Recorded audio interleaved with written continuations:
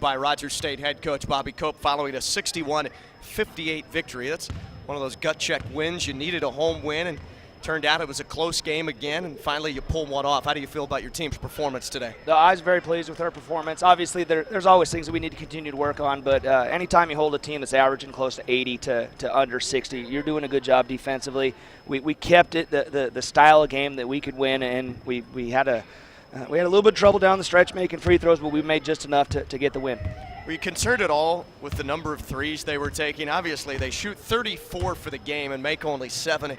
They weren't on or as on as they have been in previous ball games. And boy, they just came out and seemed like rapid fire. We're shooting from 3, and I thought you covered defensively with your rebounding effort today. Yeah, we did a little bit better job of getting out there and contesting. Obviously, early on, we let the Henderson kid get some really good looks, and luckily she didn't get going.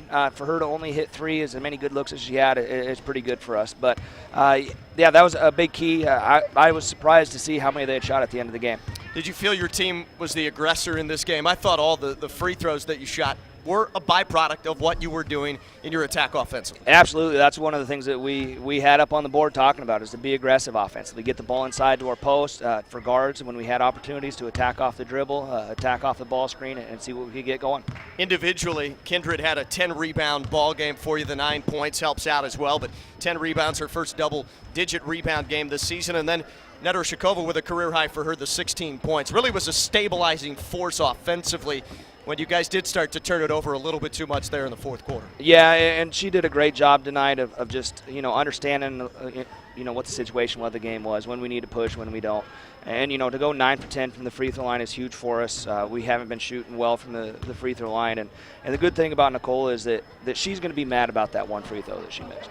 Yeah, your percentage was about 5 or 6 points above what you had coming in terms of your season free throw numbers.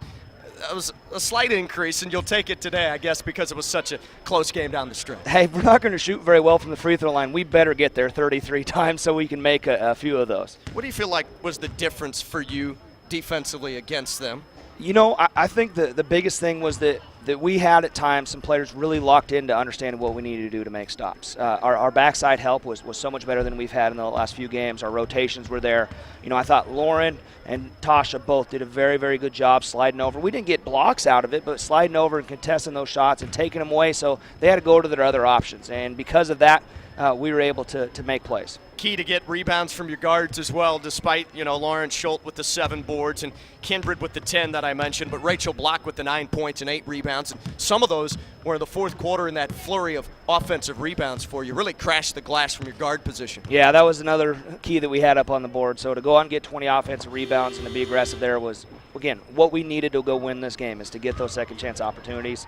We need everybody to rebound. Going against a team like Henderson State, where the shot's coming up at any time from anywhere, all 5 have to be ready to rebound, because it might be coming anywhere on the court. Only one more non-conference game here before league play starts in the Heartland next weekend and into next week. You'll play the short turnaround on Monday, early evening at Southeastern Oklahoma State in Durant, who this Henderson State team has played already in Great American Conference play and beat them by 8.